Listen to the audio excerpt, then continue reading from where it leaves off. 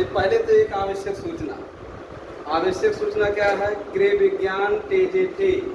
हम यहाँ लिखेंगे पहले क्या? गृह विज्ञान टीजीटी और पीजीटी का नया बैच प्रारंभ। हाँ, क्या नहीं आ रहा है? चलिए गृह विज्ञान टीजीटी पीजीटी का नया बैच प्रारंभ, समय 8 बजे से लेकर 11 बजे तक।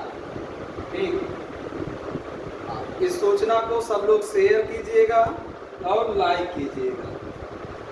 गृह विज्ञान का नया बैच समय है 8 बजे से 11 बजे तक। जो सुपर बैच चलता है गृह विज्ञान का वो दोपहर 1 बजे से 5 बजे तक चलता है। यह 4 घंटा का जबरदस्त क्लास है।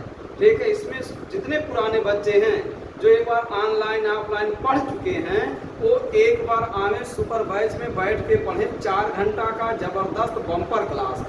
हर दिन टॉपिक टेस्ट चलता है, शनिवार को फुल स्पीड टेस्ट होता है और अतिरिक्त 2 घंटा हम और 2 घंटा मैं, 4 घंटा पर डे क्लास दिया जा रहा है। और जो नया बैच शुरू किया जा रहा है 3 घंटे का एक क्लास है। इसमें पहले 3 घंटा पढ़ाएंगे, जब पुराने हो जाएंगे फिर 4 घंटा इसमें भी हम कर देंगे। तो पहले आप लोग क्लास को ज्वाइन कीजिए 8 बजे से 11 बजे तक सुबह। और पता कहाँ? नाका बाईपास। नाका बाईपास नहीं बल्कि क्या है, रायबरेली बाईपास। नवीन मंडी गेट के सामने। नवीन मंडी 2 गेट है, एक फौज वाला गेट है, एक सब्जी वाला गेट है। तो जो रायबरेली रोड पे सब्जी वाला गेट है, पीले रंग का गेट, उसी पीले रंग के गेट के जस्ट सामने गली लगभग 200 मीटर अंदर जब आएंगे तो शारदा एजुकेशन का बोर्ड आपको मिलेगा। तो यहाँ पे आपको केवल सुबह से लेकर शाम तक एक ही विषय का क्लास चलता है, गृह विज्ञान का। गृह विज्ञान टीजीटी पीजीटी एलटी, केवल गृह विज्ञान यहाँ मिलेगा। बस यहाँ पुलिस दरोगा एसआई यूपीपी कुछ नहीं चलता है, केवल गृह विज्ञान टीजीटी पीजीटी एलटी चलता है। ठीक है, चलिए अब हम लोग शुरू करते हैं फास्फोरस के बारे में। कल हम लोग पढ़ चुके थे कैल्शियम का संपूर्ण वर्णन कल हो गया था और हमें उम्मीद है आप लोग खूब कायदे से उसे नोट कर डाले होंगे ना। और एकदम आसान भाषा में पूरा कैल्शियम समाप्त हो गया था। टीजीटी परीक्षा में पूछे जाने वाले, पीजीटी में, एलटी में, नेट में, यहाँ और all one day exam SSC railway police दरोगा में भी जो कैल्शियम के क्वेश्चन आए थे वो सभी आपको हमने दे दिया है। अब आज हम लोग देखेंगे फास्फोरस। तो फास्फोरस का प्रतीक क्या होता है? पे होता है।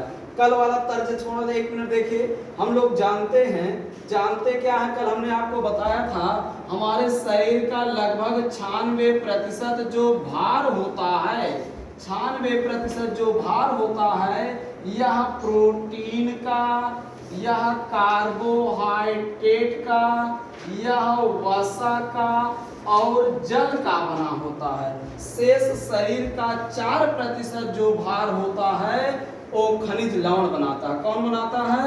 वह खनिज लवण बनाता है, खनिज लवण बनाता है, अर्थात राख इसी को कहते हैं। क्या कहते हैं? राख कहते हैं। ये कितने प्रकार के होते हैं? 22 प्रकार के खनिज लवण हमारे शरीर में पाए जाते हैं, जिसे क्या कहते हैं? राख कहते हैं। पूरा बात क्लियर? आगे ध्यान से देखिए।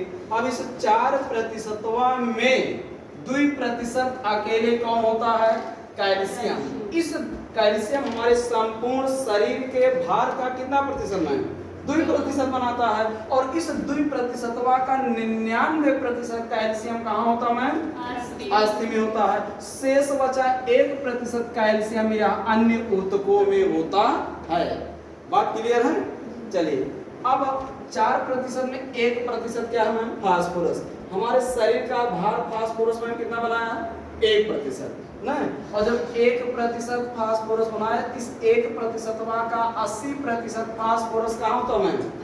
अस्थियों में होता है। और शेष 20% फास्फोरस अन्य ऊतकों में होते हैं। क्लियर हो गया? चलिए अगला बात देखेंगे।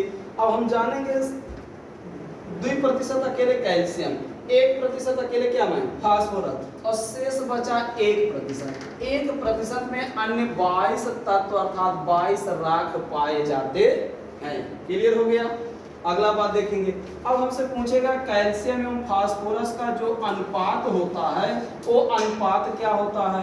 तो वयस्क अवस्था, ध्यान सुनिए, 1:1 वयस्क अवस्था पूछा जाए, चाहे गर्भावस्था पूछा जाए, चाहे धात्री अवस्था पूछा जाए, चाहे किशोरावस्था पूछा जाए, सभी अवस्थाओं में 1:1 होता है। कल हम थोड़ा उल्टा बोल गए थे, लिखे थे सही। कैल्शियम में हमने दैनिक आवश्यकता, जब कैल्शियम फास्फोरस का अनुपात कल हम पढ़ा रहे थे तो वहाँ हम लिखे थे बोर्ड पर सही, लेकिन मुझसे गलत निकला था। गलत क्या निकला था, ये जो हम बता रहे हैं कि ये सभी अवस्थाओं में पाया जाता है, यही चीज हमने यहाँ बोल दिया था, तो उसको सुधार लीजिएगा आप लोग।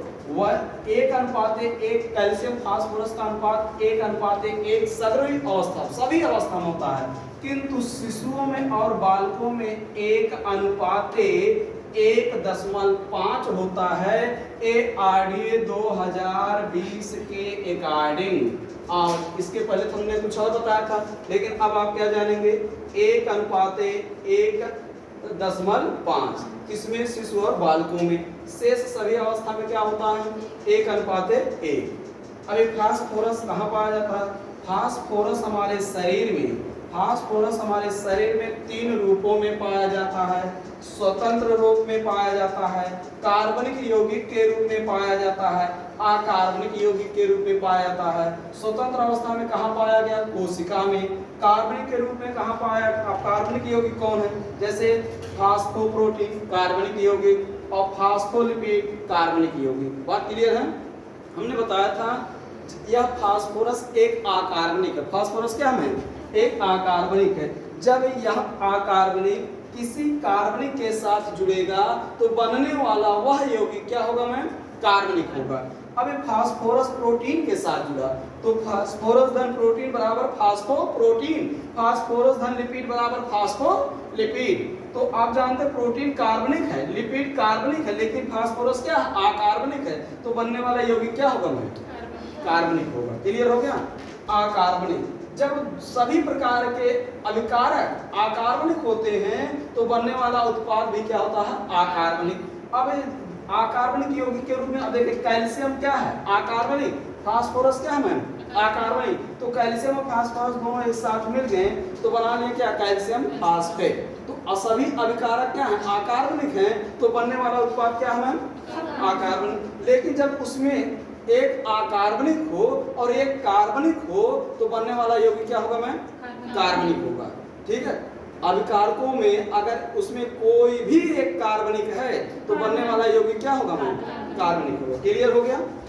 चलिए इसका कार्य क्या है, आप जानते हैं फास्फोरस कैल्शियम के साथ मिलकर कार्य करता है। तो जो कैल्शियम का कार्य है लगभग वही कार्य इसका भी है। यह अस्थियों, दांतों, मसूड़ों के निर्माण में क्या होता है मैम, सहायक होता है। और यह कार्बोहाइड्रेट के उपापचय में क्या होता है मैम, सहायक होता है। अगला कार्य, यह कैल्शियम के अवशोषण में भी क्या होता है मैम, सहायक होता है। पूरा बात क्लियर हो गया। चलिए अगला बात ध्यान से देखेंगे। जब कैल्शियम फास्फोरस की क्या होती है मैम, कमी, तो फास्फोरस की कमी को कहते हैं हाइपोफास्फेटीमिया। क्या कहते हैं मैम जी, हाइपोफास्फेटीमिया। लेकिन इसके अधिकता को क्या कहते हैं मैम, हाइपरफास्फेटीमिया। क्या कहते हैं मैम, हाइपरफास्फेटीमिया। देखिए जहां लगा हो पो वो है मैम कमी, और जहां लगा हो पर वो है क्या मैम, अधिकता। अब यहाँ क्या लगा है मैम, पर, तो ये क्या है मैम, अधिकता है। पूरा बात क्लियर है। चलिए अगला बात देखिए। अब जब फास्फोरस की कमी हुआ तो इसको हम कहते हैं हाइपोफास्फेटीमिया। और आप देखें इसमें समस्या क्या उत्पन्न हुआ, समस्या है भूख में क्या आ जाती है मैम, कमी आ जाती है। अस्थि, दांत और मसूड़े का ठीक प्रकार से निर्माण नहीं हो पाता है। अगला, शरीर की वृद्धि क्या होती है मैम, रुक जाती है। और क्या होती है मैम, थकावट बनी रहती है। पूरा बात क्लियर हो गया। चलिए दूसरा बात जानेंगे, अधिकता को हम लोग क्या कहते हैं, हाइपरफास्फेटीमिया। जब हाइपरफास्फेटीमिया होता है तो क्या होता है, भूख मर जाता है। और अस्थि में क्या आ जाता है मैम, भांगुरपन। भांगुरपन मतलब समझ रहे हैं ना, कठोरता दूर हो जाता है ना। अवशोषण, अवशोषण कहाँ होता है मैम, छोटी आंत में। हमने शुरू से बताया मैम, सगरो भोजन का अवशोषण कहाँ होता है मैम, छोटी आंत में। किसी भी प्रकार के भोज्य पदार्थ का नाम लिया जाए और पूंछे, इसका अवशोषण कहाँ होता है मैम? छोटी आंत। सगरो प्रोटीन का अवशोषण छोटी आंत में, कार्बोहाइड्रेट का अवशोषण, वसा का अवशोषण छोटी आंत में, विटामिनों का अवशोषण छोटी आंत में, जल का अवशोषण छोटी आंत में, खनिज लवणों का अवशोषण छोटी आंत में, सगरों का, सभी का अवशोषण कहाँ होता है मैम? आंख बंद करके बताइए कहाँ होता है। लेकिन शर्त क्या है, ध्यान देने वाली बात क्या है? बचे हुए जल और बचे हुए खनिज लवण का अवशोषण कहाँ होता है? बड़ी आंत में। क्लियर है मैम? तो जैसे मंत्र पढ़ाते हैं, हाँ, बचे हुए जल और बचे हुए खनिज लवण का अवशोषण कहाँ होता है? बड़ी आंत में। क्लियर है? आगे चलिए, अब उत्सर्जन। उत्सर्जन का द्वितीय माध्यम मल और मूत्र। तो इसका उत्सर्जन कैसे होगा मैम? मल मूत्र के द्वारा। दैनिक आवश्यकता में कितना लेंगे मैम? 1000 mg। यह देखो, यह आप पढ़े हैं कैल्शियम फास्फोरस का अनुपात कितना है, तो लगभग उसी के बराबर। तो हम लोग कैल्शियम प्रतिदिन कितना लेते हैं? 1000 mg। और यहाँ देखो इनका 1000 mg कितना लेते हैं? हाँ, दैनिक आवश्यकता। और फास्फोरस भी कितना लेंगे? 1000। जो 1000 से 1200 ग्राम बता रही हैं, 1000 ग्राम से 1200 ग्राम ऑलरेडी हमारे शरीर में होता है। कैल्शियम कितना होता है ऑलरेडी हमारे शरीर में? 1000 से 1200 ग्राम ऑलरेडी होता है। वैसे फास्फोरस ऑलरेडी हमारे शरीर में कितना होता है? 400 से 700 ग्राम ऑलरेडी होता। बताइए क्लियर? ग्राम में, 1 ग्राम में ऑलरेडी हमारे शरीर में कितना ग्राम होता है? 400 से 700 ग्राम ऑलरेडी होता है। और हमें दैनिक आवश्यकता भोजन के माध्यम से कितना लेना चाहिए? 1000 mg प्रतिदिन लेना चाहिए। बात क्लियर हो गया? चलिए, सो अब हम थोड़ा आप लोग से प्रश्न करते हैं। अब पूरा बात तो हमको लगता है रट गया। हाँ, बस एक बार सरसरी निगाहों से आप लोग भना भन बोल दीजिए। हाँ, शरीर का 96% भाग किसका बना होता है? अच्छा, खनिज लवण कितने प्रकार के होते हैं? इसे क्या क्या कहते हैं? खनिज लवण, राख और खनिज तत्व भी कहते हैं। ये संपूर्ण शरीर के भार का